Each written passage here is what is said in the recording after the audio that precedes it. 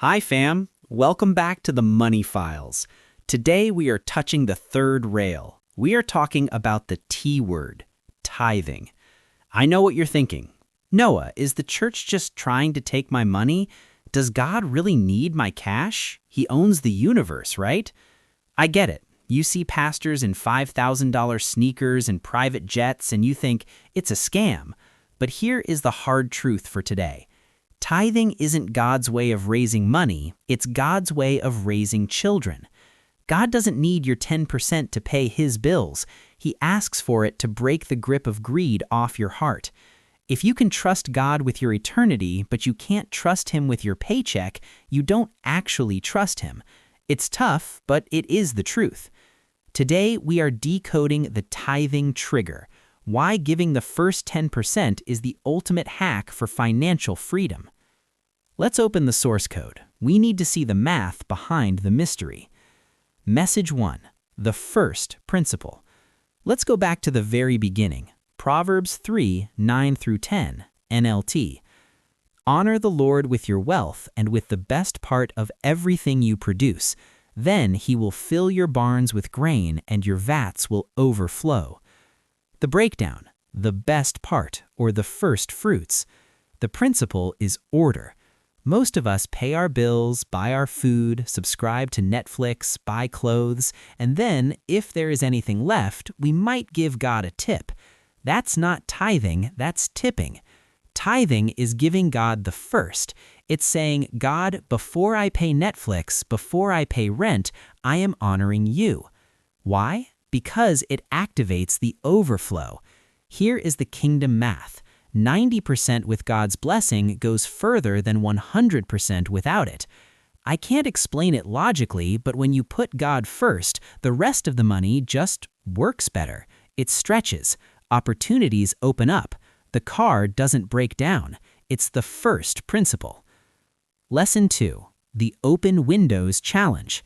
Now, let's look at the only time in the entire Bible where God says, "Test me." Malachi 3:10 NLT. Bring all the tithes into the storehouse. If you do, says the Lord of heaven's armies, I will open the windows of heaven for you. I will pour out a blessing so great you won't have enough room to take it in. Try it. Put me to the test. The breakdown. Put me to the test. God is literally daring you. He says if you bring the tithe, He will open the windows of heaven. What comes out of a window? Not just money, ideas. God gives you the idea for the app. He gives you the connection for the job. He gives you the strategy for the investment. The devourer, or unexpected expenses, gets blocked when you tithe.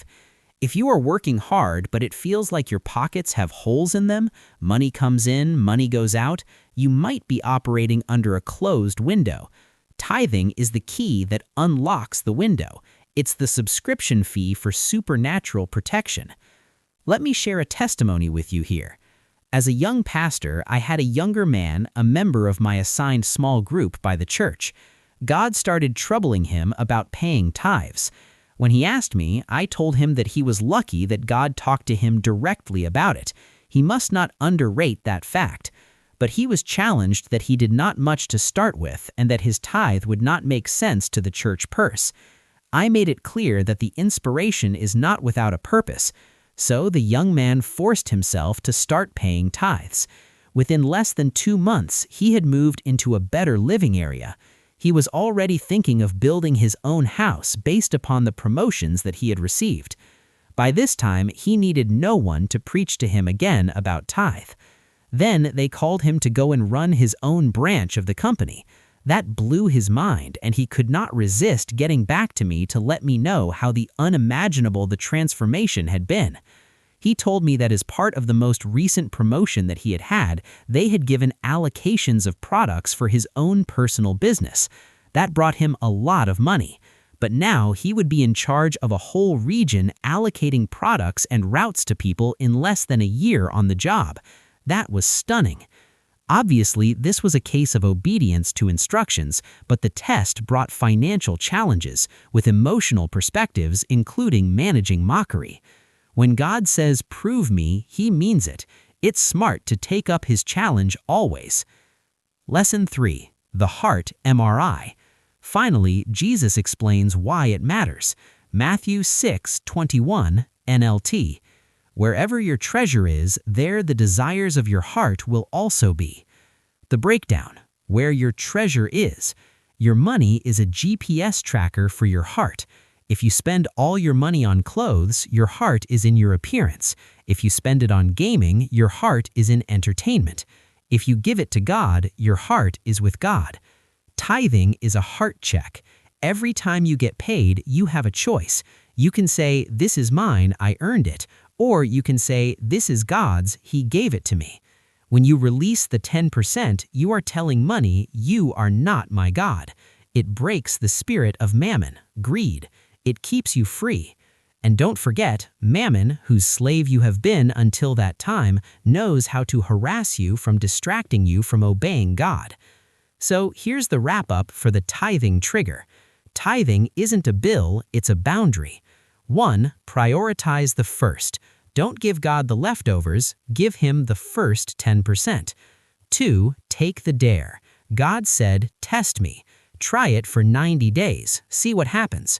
3. Check the GPS. Use your giving to direct your heart closer to God.